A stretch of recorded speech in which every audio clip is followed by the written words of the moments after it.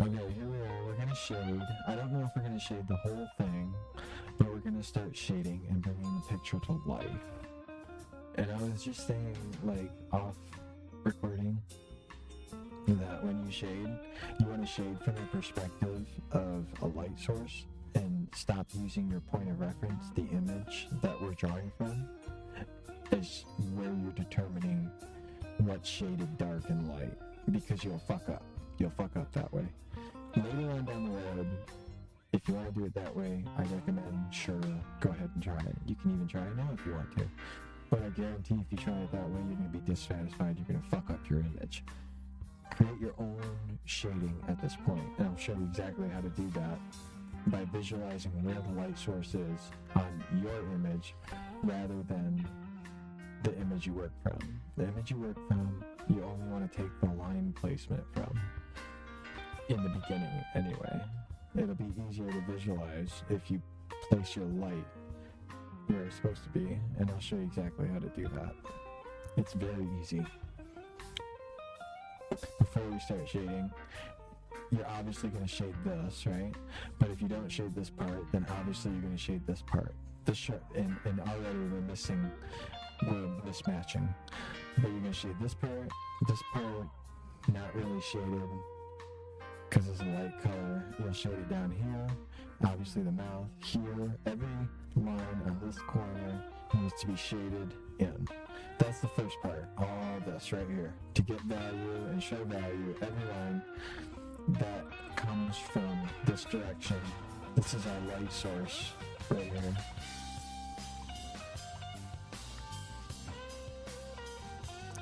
And we're not trying to shade like the picture. I'm no longer using the picture for shading.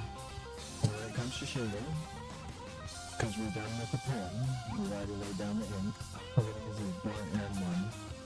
Later on I'll get different widths and whatnots, but everything, this whole picture was made with one pen and one pencil.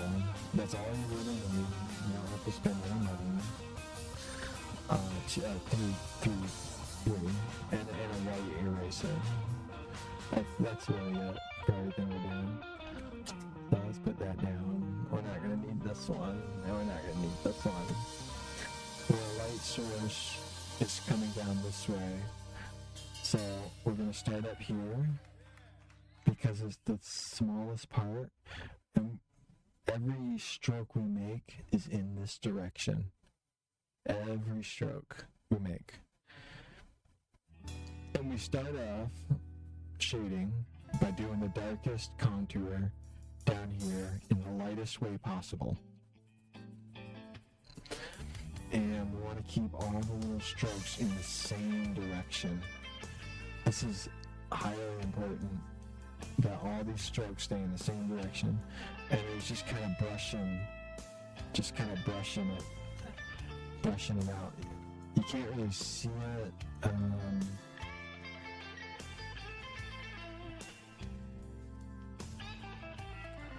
Yeah, it's a little too hard to see. Let's do it more. Let's do it darker for the sake of... I can get away with that because I know what I'm doing. But, can you see that? Okay, let me adjust it so we can see it.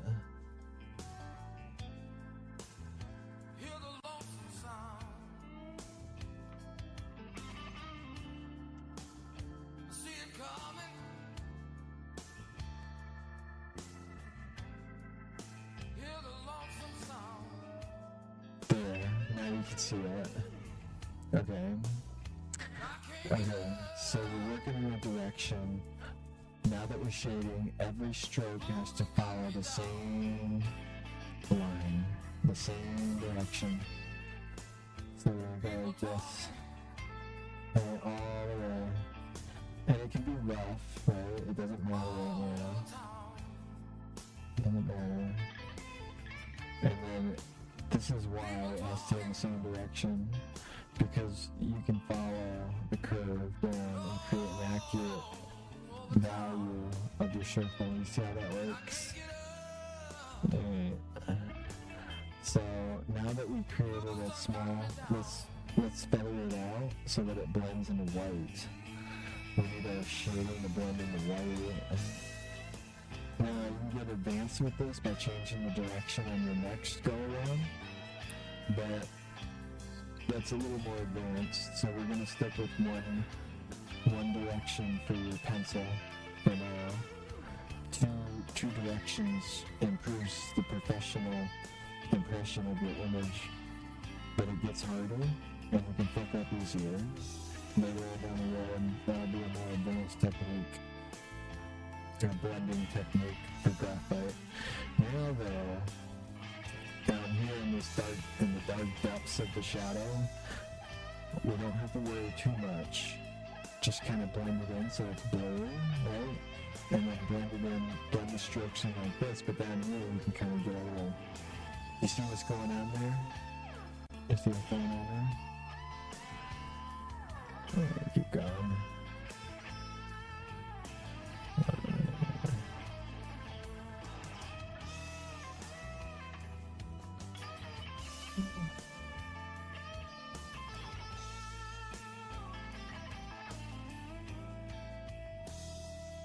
Just keep blending it in.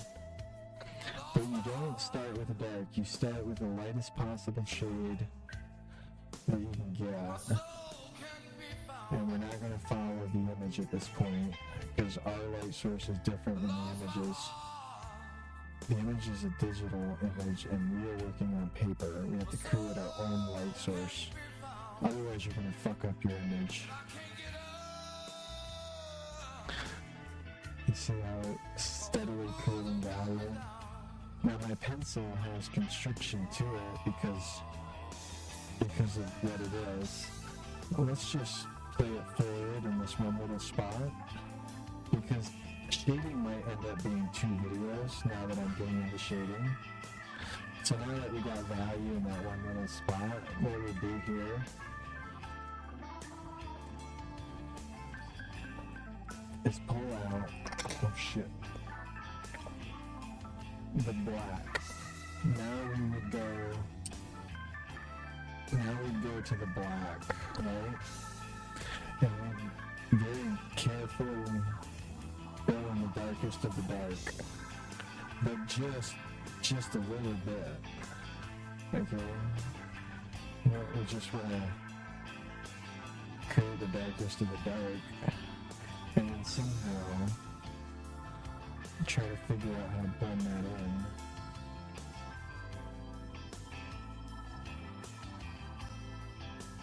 Like that.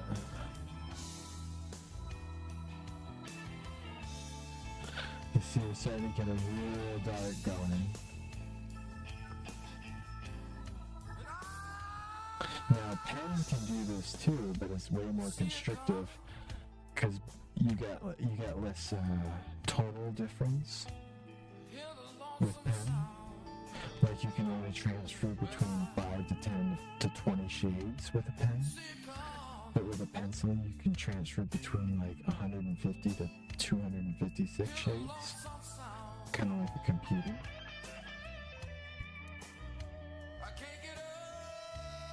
No, I don't know. I've never come across pens that were specifically made for shading. But as you can see,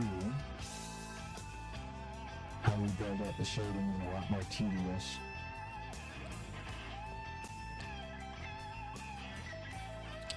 And that's a small caption of the way the rest of the picture will go. But we don't have to worry about smearing because of this brand of color pencil. So we can come back and shade this here. But now I'm getting a picture of what it's going to be to shade this whole thing. And shading it, the way I'm going to shade this is I plan it out now that I'm laying down the value. It's going to be in its own video. It's going to take 3 hours to shade this. So tomorrow we're going to shade this whole thing. Today, I'm just going to shade this ear, and then we'll get into the rest of it. Maybe I'll shade more. Maybe I'll shade both ears and the face, or maybe we'll go all the way. I don't know. But let's keep going and see where it ends up. So, like this.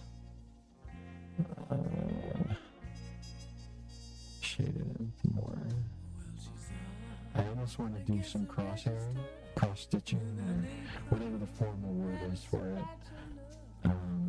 But it looks good enough without that, so I'm not going to mess with cross stitching. And it's a little more advanced, since I'm going to sit here and construct an art class. We'll just do the simple stuff. I was worried that when I started it, and I was like, oh, we'll find something simple to draw. I was like, wait a second, is this only simple for me? Because like I was saying, without bragging, that I am skill capped. Or is it actually simple? I don't know. We'll find out, because I haven't even posted the videos yet. But we'll get even simpler with that. I can draw this down to a straight circle. I can get you to draw a perfect circle pretty freaking quick. It's not hard to draw a straight circle. Let's find a different song. I want to hear some techno synthwave stuff, not this. Not elevator music. I want to hear this. This is what I want to hear. I hear this right here. Let's get into it. Do some shading. Yeah.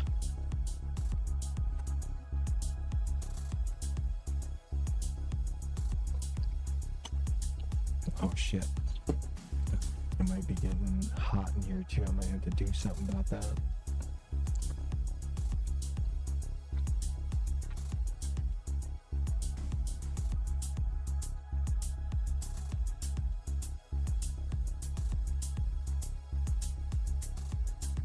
Kind of sucks that this black broke right now.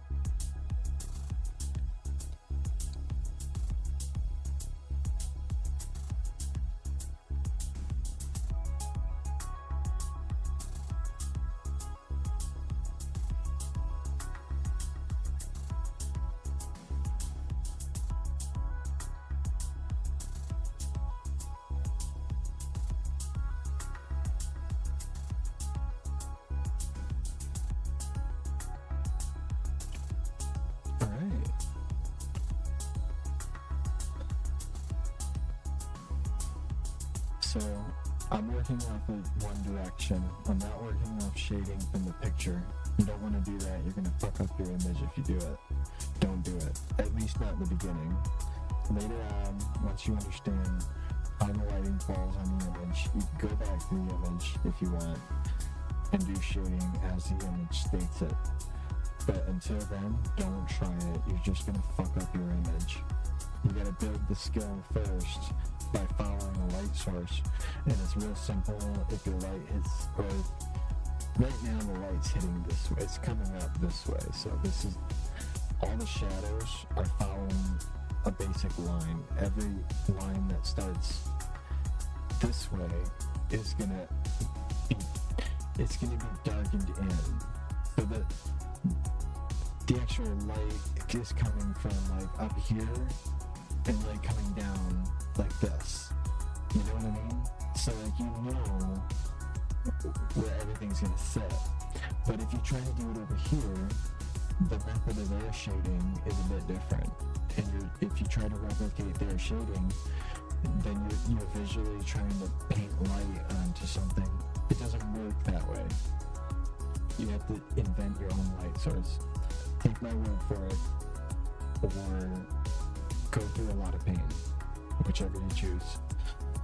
If you do it my way, you're going to look like more of a professional artist than if you were to do it by following the direction of the image from which you're looking. The image is only used to place the lines where they're supposed to be, and then you're supposed to insert your own creativity through the value. And you'll get better at shading if you do it that way too, especially visualization, because you're visualizing light sources. And when you do this, you're visualizing and strengthening your own ability to imagine things. That's why it's important to draw. See, now it looks, now his year has value. Now it's got some value. Now we're going to follow that same direction up here, and we'll place it with this pencil before going in with the black. Yeah, like right, starts like right here, goes like this, and it goes like this. I'm actually gonna stop. Because I'm a little bit worn out. I want to play a video game, and I want to go to bed a bit earlier. So I'm gonna stop here because shading is gonna be an entire night all by itself. So we got the shading started. This is the start of the shading, and then tomorrow, see, my camera's all messed up. I want to take a break because that's an important thing. Don't finish your art just because you want to finish it. Don't hurry up and go through it. If you want to take a break, take a break. You'll get better at art quicker. If the more breaks you take, the faster you'll get at doing whatever art you want to do. And all of this is leading up to unlocking the ability to visualize and articulate your visualization onto a piece of paper. Where did my mouse go? I just lost my mouse. Okay. So there's our Mickey Mouse. We're gonna finish him soon. I'm overestimating how fast I'll get him done. So now it's gonna go into 3 days. But after he's finished, he's not the best one. There's gonna be some really good ones in here. But I'm gonna use Mickey Mouse right here to set up this part of Apix.me. And then you can actually go out and buy this. If you want to buy it, I'll add it and I'll put it on site. And then create an e-commerce section, you can just buy it. And then you have to build up thousands and thousands of these pictures, right? Of Mickey Mouse, Minnie Mouse, Betty, Bugs Bunny, Zelda, some really good anime characters, some cool World of Warcraft scenes, and a lot of other ones, just some collector stuff. And I'm going to do it regardless of whether it sells or I'm making money off it or anything, because my portfolio was destroyed multiple times. So I need to make a new portfolio for my drawings, a brand new one, and I have to have full-scale drawings on there, not just cartoons. I'm talking like, portraiture and like some full-scale like fine art stuff. We gotta get to it. We got lots of work to do. What do you say? I would.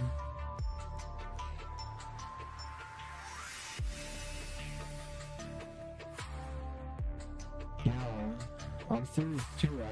I eliminated the time it takes to walk from my bed to my desk, right? I have a hot plate over there. Okay? I wake up, and then I stay here and do this. Then I go to work when I have to, and then I come back and do this.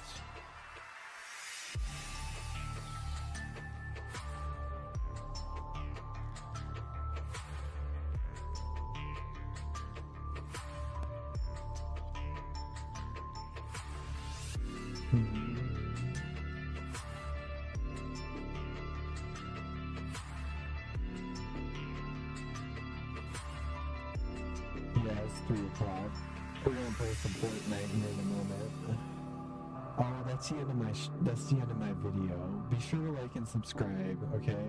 On the next video, we're gonna fill him in with the rest of the value, the shading, and then we'll go off to coloring him in with light color, just a kiss of color, not vibrant color like in the picture, because I'll tell you why. It's because of the paperweight. We've never talked about paperweight. Laser printer paper can only handle so much, right? Paper has an indentation curvature, I guess if you really get serious about it. I'm really serious about the texture of the pencil, how the graphite disperses on the paper, how the paper grabs the ink and soaks it in, how you create blotches, how you smear. These are micro things that you consider in something that nobody ever considers. The weight of the paper, the texture of it. Is it Italian made? Is it, store-bought? Is it laser printer paper? Is it tracing paper? Are you drawing on toilet paper? Are you drawing on a napkin? They're all different. Are you drawing on hard wood? Are you painting on a mirror or a canvas? Are you painting on a broken computer screen that could work as a really kick-ass canvas? You know, like what are you painting on? How does it affect the graphite and how it spreads onto the paper? I can't tell you, like, all those considerations were actual hurdles to get over when drawing. Like scarring the paper with the wrong eraser. You sit here and spend 5 hours on an image, and then your eraser that you're using scars the paper, and all you can see at the end is this huge mark that nothing will ever get out of the masterpiece you just created, you know? It sucks. So then, you know, learn the lesson, use a wet eraser, because it lifts the graphite off of the paper without scarring it. You don't have a scarred piece of paper. You know, it's a nuanced little thing like that. Just like defining your own light source rather than trying to replicate a light source from a reference point, such as an image. There's no use in doing it. Don't even try. Create your own light source. If you create your own light source, the light source you shade from will be more uniform across the image. If you try to replicate the light source by seeing where the light hits the image that you're drawing, it won't look like a light source. You'll be back to proportions. And you're done with proportions because you got the lines all straight. That's why you have to create your own light source.